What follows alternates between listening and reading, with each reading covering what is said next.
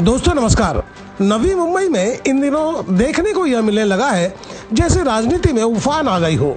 राजनीतिक पार्टी अपनी अपनी डफली अपना अपना राग अलापने लगे हैं। गद्दी के ख्वाहिश में राजनीतिक पार्टी के नगर सेवक अपनी गद्दी पक्का करने के लिए कोई कोर कसर बाकी नहीं छोड़ रहे हैं। उन्हें लगता है कि पहले हम जिस पार्टी में थे वह कमजोर पड़ गई है।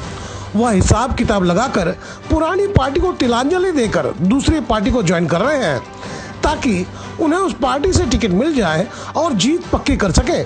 बात कांग्रेस पार्टी की की जाए तो देश की सबसे पुरानी पार्टी को लोग छोड़कर दूसरी पार्टी का दामन थाम रहे हैं। उसके बावजूद जो पार्टी के वफादार सिपाही हैं उन्होंने कांग्रेस को नहीं छोड़ा और पार्टी को मजबूत बनाने के लिए आज भी अनवरत कार्य कर रहे हैं। नवी मुंबई नगर पालिका पर अब कब्जा किसका होगा यह आने वाले समय में तय होगा, क्योंकि सभी पार्टी नगर पालिका पर अपना कब्जा मजबूत करना चाहते हैं। नगर सेवक का चुनाव होना है, इसी विषय को लेकर कांग्रेस के जिला अध्यक्ष से बात हुई। उन्होंने क्या बताया सुने। मैं रामचंद्र दड़वी और पिछले 40 साल से सीबीडी बेलापुर में रह रहा हूँ और मुझे याद है कि हम लोग 1983 में ये सिडको की वसाहत जो थी सीबीडी वहाँ रहने आए थे। तो मेरे पिताजी पहले से ही कांग्रेस के कार्यकर्ता रहे। यहाँ नवी मुंबई में आने के पहले हम लोग परेल वहीवाड़ा में रहते थे, तो मेरे पिताजी वहाँ पर भी कांग्रेस का काम करते थे। यहाँ आए तो वो जनार्दन गौड़ी साहब के साथ जुड़े। हम जब यहाँ पे 1983 में आए तो सबसे पहला चुनाव था यहाँ पे ग्राम पंचायत का। तो मुझे याद है कि मेरी उम्र उस वक्त करीबन 9-10 साल की रही है। तो मैंने पिताजी के साथ कांग्रेस का झंडा पकड़ के हमारे यहाँ पे जब भी मदन विचारे, बापू शिंदे, मुझे अभी भी याद है, वो हम सरोदे बाई हमारे यहाँ की जो ग्राम पंचायत की उम्मीदवार रही है और मैंने उनका प्रचार किया हुआ है। ये मेरी अभी भी बचपन की कांग्रेस की यादें हैं। तो मेरे रगों में मेरे पिताजी की वजह से मैं कांग्रेस के साथ जुड़ा रहा और अभी तक कांग्रेस के साथ ही हूँ। और आपने देखा होगा कि मुझे कांग्रेस ने जो है वो मेरा कार्य देख के मुझे अच्छे स्टेप बाय स्टेप क्यों होना मुझे संधि दी गई। मैं कांग्रेस का यहाँ पर जिला का सर चिटनीस रहा। मेरे यंग टाइम में मैं कांग्रेस का यूथ कांग्रेस का सीबीडी का ब्लॉक अध्यक्ष रहा। फिर मैं महाराष्ट्र स्टेट में सेक्रेटरी बना, जनरल सेक्रेटरी बनाया गया और अभी जब हर्षवर्धन सपकाल जी हमारे नए अध्यक्ष आए तो मुझे महाराष्ट्र प्रदेश का उपाध्यक्ष बनाया गया। तो कहीं ना कहीं जो है मेरे कांग्रेस की मेरे जो ईमानदारी है वो देख के मुझे पार्टी ने संधि दी गई। फिर मैं नवी मुंबई महानगर पालिका में परिवहन में सदस्य रहा, सभापति रहा।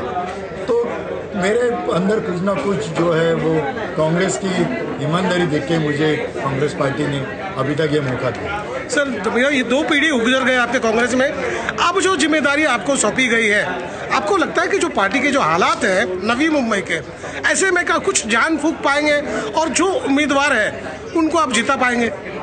देखिए, कांग्रेस के पास तो अभी ये आनी बानी वाली परिस्थिति थी और इसमें उन्हें ऐसा कोई जिला अध्यक्ष चाहिए था जो पार्टी के साथ खड़ा रहे, जो विश्वास के साथ खड़ा रहे, जो दल न बदले। पार्टी ने वो विश्वास देख के मुझे ये जिला अध्यक्ष पद दिया है। इलेक्शंस है, महीना भर से कम समय, तो सबसे पहला टारगेट जो है वो चुनाव को सामना करना है।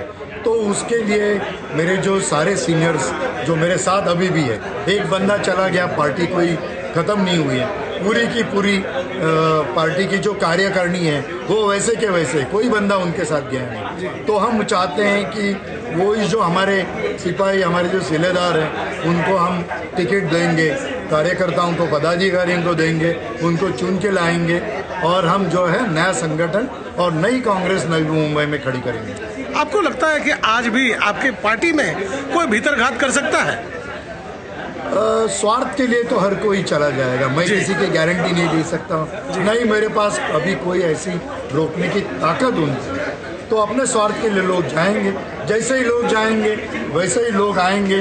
23 तारीख को आप देखोगे, 24 तारीख को कुछ भी, अभी जैसे ही मैं कल अध्यक्ष हुआ मुझे काफ़ी सारे फ़ोन आए कि भाई हम आना चाहते हैं। हमने कहा कोई बात नहीं, आप आइए, हम आपको टिकट देंगे और जो चुनाव में चुन के आएगा उसी को टिकट दी जाएगी और उसी तरीके से नया संगठन खड़ा होगा। एक आखिरी सवाल करना चाहिए, कैसे उम्मीदवारों को आप जनता के समक्ष खड़ा करना चाहेंगे? शिक्षित या फिर काम चलाओ?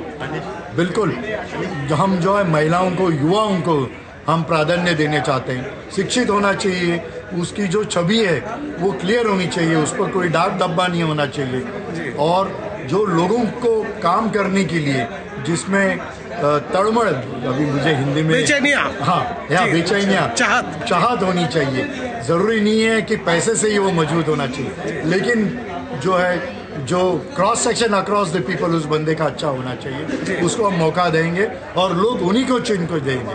देखिए, सत्ता की पैसे की ताकत तो चलेगी ही चलेगी, लेकिन नागरिक वोटर्स जो है वो अभी इतना अलर्ट हो चुका है कि उसको वोट चोरी का मुद्दा पता है, मैनिपुलेशंस पता है। तो वोटर्स जो है वो जो है हमारे साथ जो विचारों के साथ, सच्चाई के साथ जो चलने वाली है, उन्हीं को मतदान करेंगे और हम भारी मतों से बस आखिरी सवाल संक्षेप में बताइए, क्या लगता है कितनी सीट पे आपको विजय मिल जाएगा?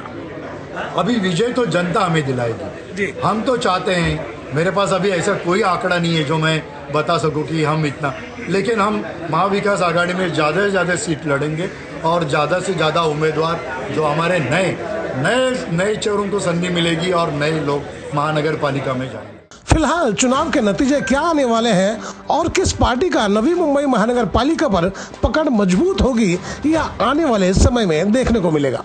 तो दोस्तों, आपको मेरी खबर बेहतर लगी हो तो लाइक करें, सब्सक्राइब करें और बेल आइकन दबा दें। आप हमें कोई सुझाव देना चाहते हैं तो कमेंट बॉक्स पर लिख भेजें।